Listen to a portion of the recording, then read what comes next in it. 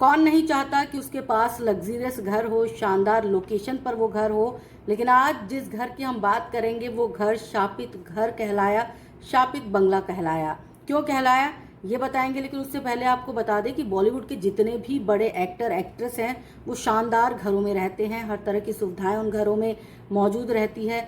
फिर चाहे वो सलमान खान का गैलेक्सी अपार्टमेंट हो, शाहरुख खान का मन्नत हो, या फिर अमिताभ बच्चन का जलसा हो, तस्वीरों या फिर वीडियो में आपने इन घरों को ज़रूर देखा होगा, बाहर से ही देखा होगा। लेकिन ये तमाम घर जो हैं वो सुविधा संपन्न घर माने जाते हैं। और जाहिर तौर पर बॉलीवुड के बड़े एक्टर हैं, पैसों की कोई कमी नहीं है, तो वो अफोर्ड कर सकते हैं। और ये घर एक तरह से ये माना जाए कि ये घर जो है इनके लिए लकी भी रहा, क्योंकि इस घर में आने के बाद इनका करियर जो है वो ऊंचाई पर ही गया। कभी भी इनके करियर में डाउनफॉल आया तो वो 1 आध साल के बाद ख़त्म भी हो गया।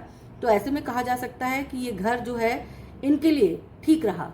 लेकिन आज जिस घर की हम बात करेंगे वो घर ऐसा रहा जहाँ पर जो भी सुपरस्टार आया, जो भी एक्टर आया, उसका करियर का ग्राफ जितनी तेजी से ऊपर चढ़ा, ऊंचाई पर चढ़ा, उतनी ही तेजी से नीचे गिरा। और ऐसा नीचे गिरा कि उसके बाद वो करियर में कभी उठ नहीं पाए। हम बात कर रहे हैं आशीर्वाद बंगले की। काटर रोड पर स्थित ये काटर बंगला जो है शानदार बंगलों में से एक रहा। सामने अरब सागर का नज़ारा, शानदार लोकेशन, शानदार घर, सारी लग्जरियस चीज़ें इस घर में मौजूद रही। लेकिन इस घर में जो भी सुपरस्टार रहने के लिए आया उनकी किस्मत उनके साथ कभी नहीं रही। अच्छे अभिनेता होने के बावजूद, ज़बरदस्त स्टारडम देखने के बावजूद भी उनके करियर का डाउनफॉल जब शुरू हुआ तो ऐसा हुआ कि वो कहीं के नहीं रहे। अगर हम बात करें इस घर में पहले सेलिब्रिटी ओनर कौन थे, तो वो थे भरत भूषण। 1950 के दशक में भरत भूषण अपने आप में एक बड़ा नाम हुआ करते थे, बड़े एक्टर थे। इन्होंने ये घर खरीदा। इस वक्त तक भरत भूषण की तुलना राज कपूर साहब और दिलीप कुमार साहब से हुआ करती थी। अच्छी अच्छी फिल्में जो है भरत भूषण जी ने किया था, बैजू बावरा, गेटवे ऑफ इंडिया, ये तमाम फिल्मों के लिए आज भी भरत भूषण जी को जाना जाता है।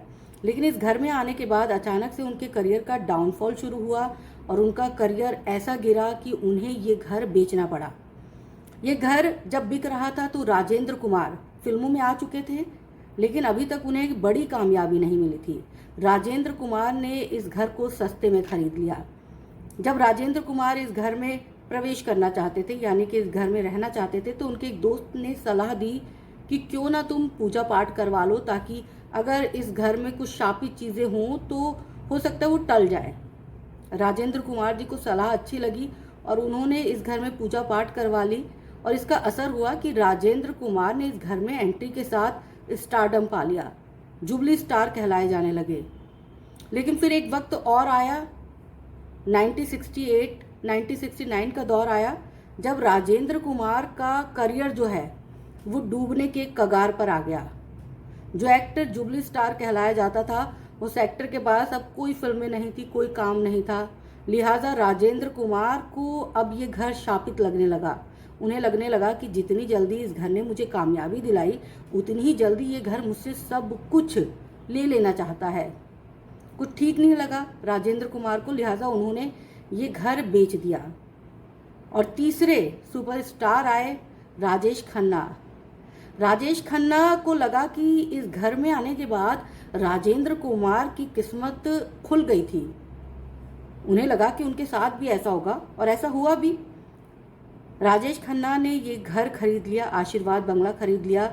और इसके बाद जो है राजेश खन्ना की किस्मत भी चमक उठी। बैक टू बैक उनकी फिल्में सुपर डुपर हिट हो रही थी। बॉलीवुड में एक अच्छा खासा मकाम राजेश खन्ना का बन गया था। राजेश खन्ना पहले सुपरस्टार कहलाए जाने लगे थे।